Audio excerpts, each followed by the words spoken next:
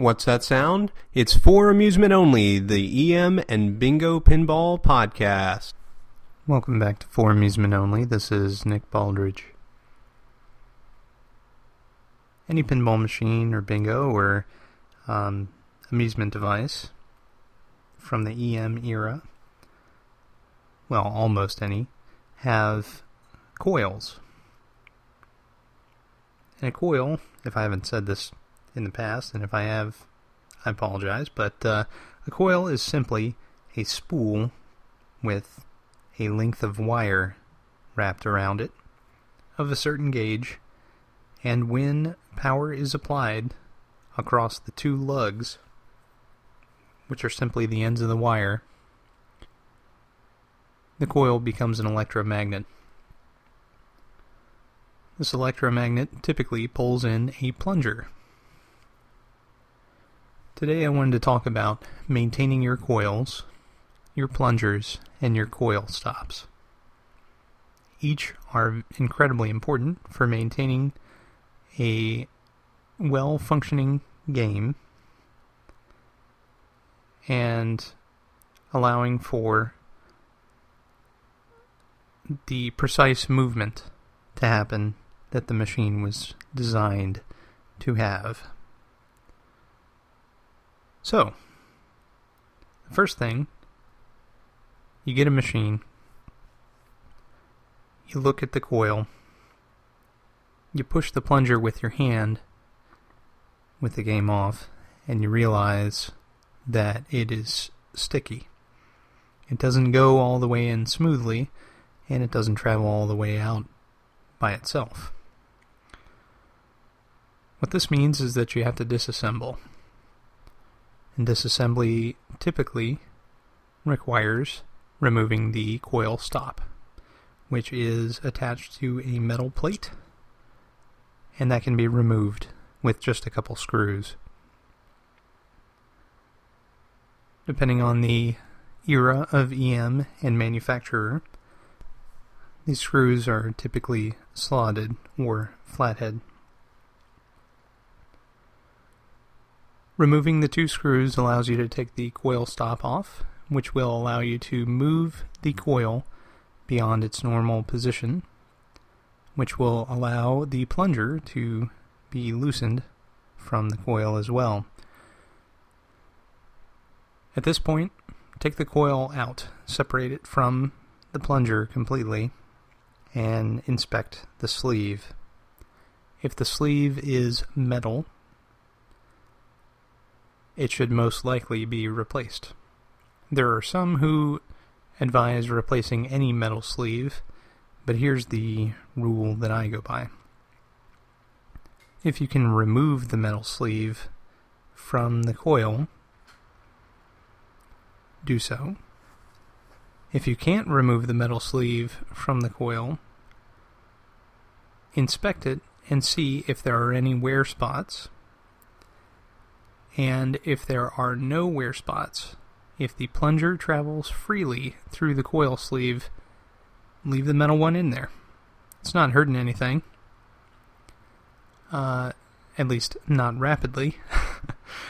So, removing the metal coil sleeve is usually pretty difficult. And the reason is that the coil heats up. And what happens to metal when it gets hot? Especially very thin metal, it deforms. So the problem with metal coil sleeves is that when they deform, they prevent the normal operation of the plunger and cause the solenoid to stick. Over time, this deformed metal and the movement of the plunger will wear through the metal coil sleeve, and then you've got a big problem. It will not take very long for the plunger to wear through the plastic spool and create, a dead short in the coil. That's not something you want. So, the other alternative is it just breaks the coil entirely, and then you've got just a mess of wire floating in your game. Not something you want either.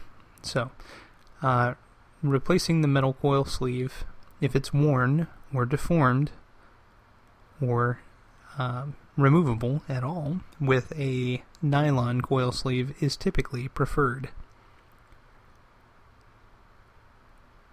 If you are the obsessive type, of course, you can replace the entire coil if the metal coil sleeve will not come out. Another trick I like to use is to take the coil and turn it upside down and smack it a couple times on a hard surface, such as a spare piece of wood or the floor, something like that. You have to be very careful how you do this and make sure that the pressure that you apply is even when you thwack it on whatever surface you choose. Otherwise, the metal coil sleeve will bend, flange outward, or crease inwards and wedge itself so tightly in the coil that you'll never be able to remove it. I have successfully removed metal coil sleeves by intentionally deforming them and taking shears and slicing them out, but usually the coil at the end is still incredibly difficult to fit a nylon coil sleeve into, and so at that point it is usually worth it to go ahead and replace the coil. So now let's talk about plungers and stops. When the coil is energized, it slams the plunger straight through the coil core and into the stop. The stop prevents any further travel on the plunger's part, and it is also made out of metal. Well, so is the plunger. And so when you have metal on metal contact, you wind up with metal shavings. That's right. The other thing that can occur is carbon dust is created by these solenoid activations, and that's probably the plunger wearing down, if I had to guess. It's a black soot kind of consistency, and it winds up all over a game sometimes. And certainly some of that solenoid dust travels above the playfield and gets the game dirty.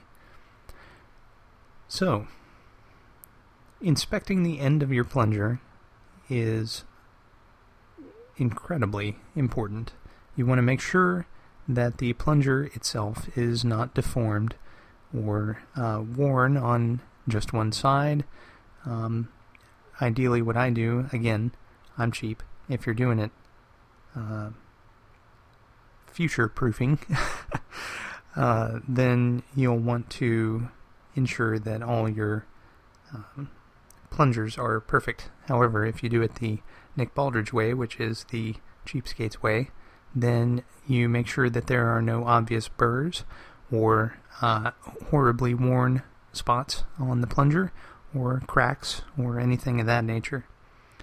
And if there are burrs, then you file them down. This is a very quick thing to do, and it does not require any special skills or tools outside of the contact file that you already have. The trick is not to take off too much, because again, you don't want to make the plunger lopsided. You don't want it to be weighted on one side or the other, or else it will tear through any sleeve that you put in there and eventually smash the coil stop and cause all kinds of other problems. So, you've inspected your plunger, you've filed off some burrs, everything looks beautiful. Now let's look at the stop. The important thing to note about the stop is that the plunger is going to mate with it. That's just how it works. So it's going to slam into that thing pretty hard, fairly frequently. You want to make sure that when it does not do so at an odd angle. Sometimes this requires adjustment of the solenoid mounting bracket. But more often, it requires either replacement of the coil stop, and typically you can just get a new coil stop with mounting plate attached and just screwed in place. Alternatively, again, if you're doing it the cheap way, is you inspect the coil stop for obvious signs of wear. Some coil stops are flat, and some have a normal depression. These ones with the depression seem to last almost forever. However, they are thinner, and so over time, the plunger smacking into it repeatedly is going to break it. How long exactly that takes is an excellent question. It's got to be a very, very large number of activations. So, if your coil stop is not smashed and requires an immediate replacement, then what you can do is, again, inspect it for burrs. Any burrs are going to cut into the plunger, which will start acting erratically and causing problems. So, the main thing that you want to do is take your contact file again, and you're going to move it around lightly to take off any burrs. I only do this in spots where there are burrs. Now, the problem with burrs is that they are sharp, almost invisible protrusions from this metal coil stop. So, if you do it the stupid way, like me, and take your finger and run it around the coil stop, then you're going to find the burr. Unfortunately, it's probably going to slice you. So, what you can do instead is to wear a worker's glove, like a wool glove, or one that has the coating only on one side. Or you could wear, I suppose, dishwasher's gloves, rubber gloves, but it's certainly easier to find it with a wool glove. And you run that glove around the outer edge of the coil stop and see if it catches anywhere, and if it does, then you've got a burr. And you want to take off your glove and do your filing very gently to take that burr off. So that's all for tonight. Thank you again for joining me on my exploration of coil stop burrs.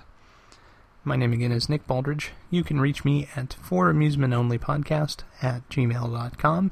You can listen to us on iTunes, Stitcher, Pocket Casts, via RSS, on Facebook, on Twitter at Bingo Podcast, on Instagram at nbaldridge, and you can listen to us on our website, which is foramusementonly.libsyn.com, on which you can purchase a t-shirt.